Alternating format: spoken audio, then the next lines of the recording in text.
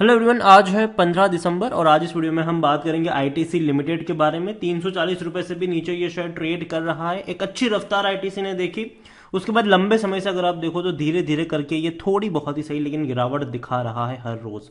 Video में discuss करेंगे कि आईटीसी के शेयर में क्या डाउनवर्ड ट्रेजेक्टरी शुरू हो चुकी है या फिर ये एक टेम्पररी गिरावट देखने को मिल रही है। वीडियो को शुरू करो उससे पहले अगर आपने अभी तक चैनल को सब्सक्राइब नहीं किया है तो प्लीज अभी इसे सब्सक्राइब कर लीजिए, क्योंकि आगे भी बहुत सारे वीडियोस हैं जो आपको काफी ज्यादा हेल्प करेंगे।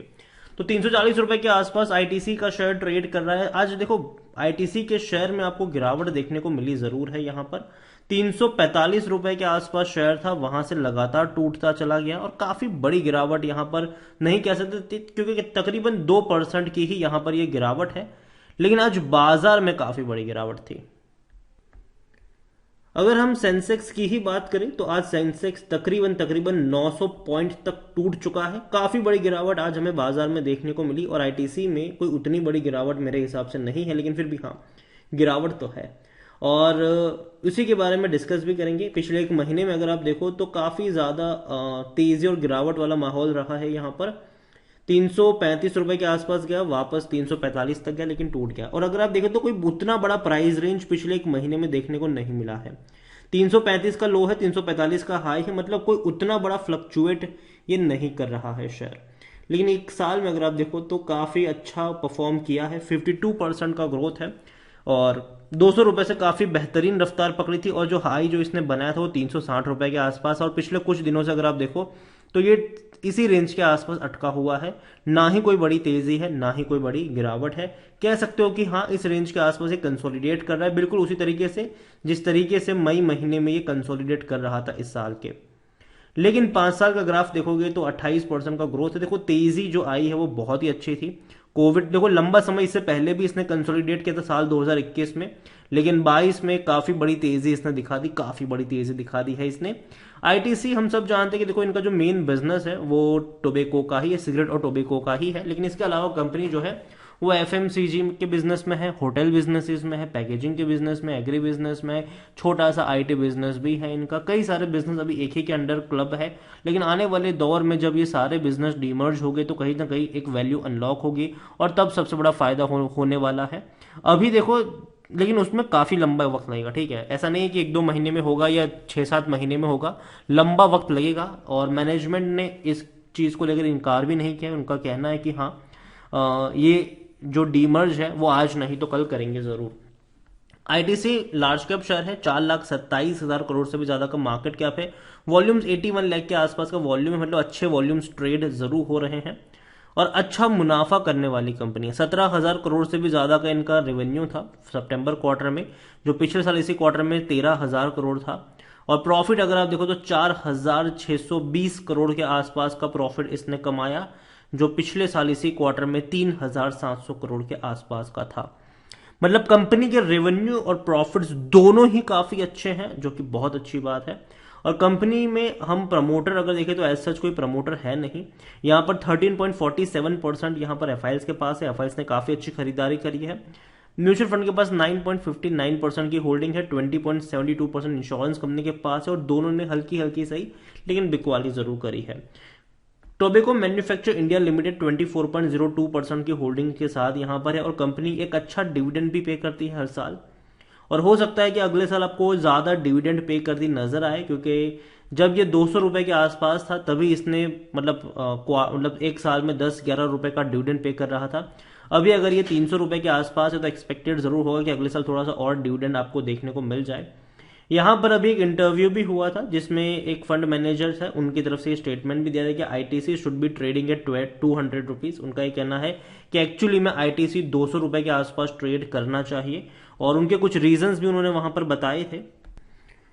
और अगर आप चाहो तो मनी कंट्रोल का वो एक आर्टिकल भी चेकआउट कर सकते हो। लेकिन मैं इस चीज से अग्री नहीं करता हूं। मैं नहीं मानता हूं कि आईटीसी एक्चुअली में 200 के आसपास ट्रेड करना चाहिए। मुझे लगता है कि आईटीसी जिस प्राइस पर ट्रेड करा है वो कोई उतना खराब प्राइस नहीं है, लेकिन हाँ मेरे हिसाब से जो एक बाइंग वाला प्राइस जो मुझे लगता है वो 300 रुपए के नीचे का है, मतलब 300 मतलब 290 से 300 का रेंज मुझे अब पसंद आता है यहाँ पर बाइंग के लिए।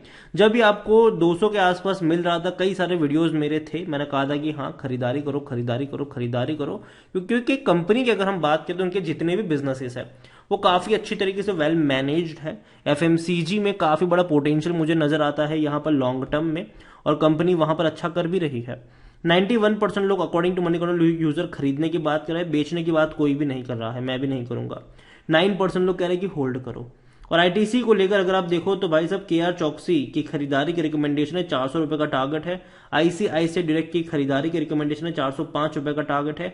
मोतीलाल ओसवाल की खरीदारी की रिकमेंडेशन है, 400 रुपए का टारगेट है। शेर खान की खरीदारी की रिकमेंडेशन है, 402 रुपए का टारगेट प्राइस है। मतलब अच्छे खासे टारगेट प्राइस बड़े बड़े फंड हाउस को देखने को मिल रहे हैं, और इवन 400 रुपए के आसपास के। डिविडेंड की भी अगर हम देखें तो अच्छा पे कर रहा है, 5 रुपए 25 पैसे, 6 रुपए 25 पैसे 2 बार इसने इस साल पे किया है, जो कि एक अच्छा डिविडेंड जरूर है। तकरीबन 11.5 रुपए का डिविडेंड इसने पे किया है इस साल। पिछले साल भी 10 रुपए 75 पैसे का डिविडेंड पे किया था, उससे पहले 2020 में 10 रुपए 15 पैसे का इसने डिविडेंड पे किया था। कुल मिलाकर 13 रुपए के आसपास का इसने डिविडेंड पे किया है पिछले 3 साल, सॉरी 33 रुपए का इसने आपको डिविडेंड पे किया है पिछले 3 सालों में। और डेफिनेटली आगे भी ये इससे ज्यादा ही पे करेगा, क्योंकि इनके प्राइजेस भी बढ़े हैं पिछले 3 सालों में अगर हम देखें तो। आईटीसी इनके रेवेन्यू में अच्छी खासी तेजी है, 60,000 करोड़ से भी ज्यादा के इनके रेवेन्यू देखने को मिले। प्रॉफिट की अगर हम बात करें तो प्रॉफिट भी तकरीबन 15,000 करोड़ से ज्यादा के हैं, मतलब अच्छी बड़े प्रॉफिट्स यहाँ पर देखने को मिल रहे हैं। और जिस तरीके से कंपनी का बिजनेस चल रहा है, डेफिनेटली मुझे लगता है कि आने वाले दौर में इनके प्रॉफिट में और बढ़ोतरी भी हो सकती है। खरीदारी करने का सही मौका है। शेयर ओवरबोट जोन में नहीं, कोई भी रेड फ्लैग नजर नहीं, अच्छा डिविडेंड पेइंग शेयर है, लॉन्ग टर्म में पैसा बना है।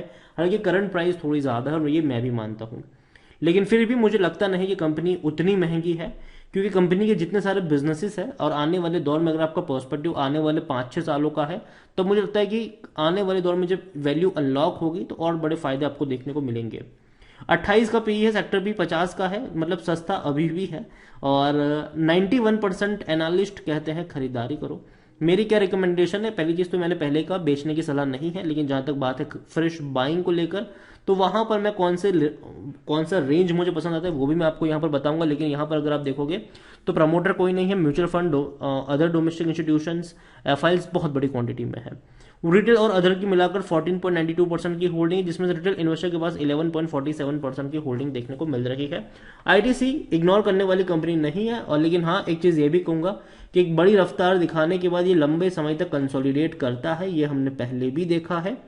तो अगेन मैं कहूंगा अभी भी हो सकता है कि ये जो शेयर है ये अभी आपको 320 से लेकर 350 के वक्त रेंज में लंबे समय तक कंसोलिडेट करता नजर आए, लेकिन जो खरीदारी के मौके यहां पर बनेंगे, इनिशियल बाइंग के मौके 310 रुपए के आसपास होंगे। 290 रुपए का जो लेवल होगा वो एवरेज करने वाला लेवल वहां पर हो सकता है, अगर वो 290 पर गया तो आईटीसी खरीदारी करी है, बने रही है, अच्छा डिविडेंड पेइंग शेयर है। कंपनी में कोई बुराई मुझे नजर नहीं आ रही है, कंपनी में लॉन्ग टर्म में पोटेंशियल है, शॉर्ट टर्म में हो सकता है कि ये आपका लंबा वक्त खा जाए इस रेंज में। तो यही कहूंगा कि नजर होनी चाहिए कंपनी के ऊपर, अगर आपका पर्सपेक्टिव जो है वो लॉन्ग टर्म है, लॉन्ग टर्म का है। और मैंने पहले भी कहा था कि अच्छी कंपनियों को चुनिए, उन कंपनियों को चुनिए जब वो सस्ते कीमत पर मिल रहा हो। और आईटीसी अभी सस्ती कीमत तो मुझे नहीं लगती है ये, लेकिन हाँ अगर करेक्शन आता है तो मौके जरूर बन सकते हैं। वीडियो को यहीं पे एंड करूंगा, पसंद आया हो तो लाइक करो, शेयर करें। चैनल पर अगर पहली बार है तो प्लीज सब्सक्राइब करो। आईटीसी लिमिटेड के बारे में आप क्या सोचते हैं वो भी आप मुझे कमेंट में लिखकर बता सकते हैं। Thank you.